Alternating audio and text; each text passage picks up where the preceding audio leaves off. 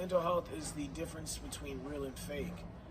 Good mental health is strong mental understanding of your surroundings, how you see yourself, how you see the world is my understanding of good mental health.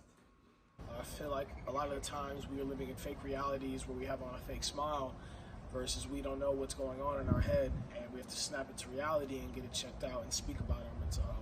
For me, good mental health is being in a good space in your mind and not allowing any of the outside things to come into your mind and change your outlook on things.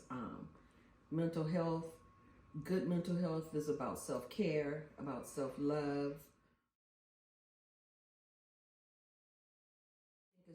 It's been a taboo in Black families from generation to generation, and it probably even goes back to slavery days.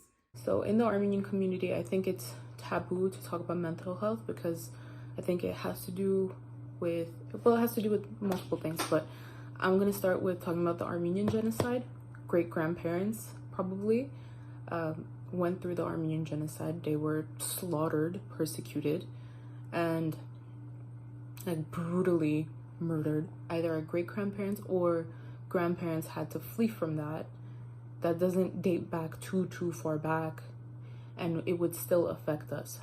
Black people were eliminated, or they were attacked within the medical world, and you look back to numerous cases. Since they went through so much hardship, if we talk about our hardships, us struggling with mental health, our families, parents or grandparents might say, oh, like, what do you know about hardship?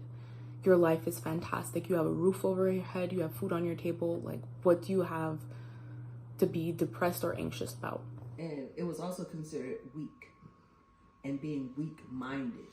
And I think that's something that as a culture, we always have to fight against. If you had a weak mind, that was embarrassing to families. So if you were to go see a therapist, that was considered weak-minded.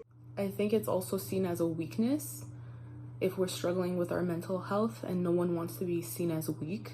Yes, it was pride, it was privacy, things along those lines that prevented people within our family or families abroad to see the professional help that was needed.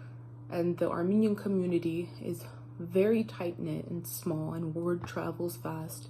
So we're also taught to be very secretive about our lives because they could betray our trust and expose our secrets, this and that. Things that make us vulnerable, basically.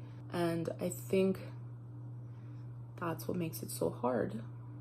Thank God that today people are more open about going and speaking to a therapist and maybe even, if necessary, medicating themselves to deal with their mental illness.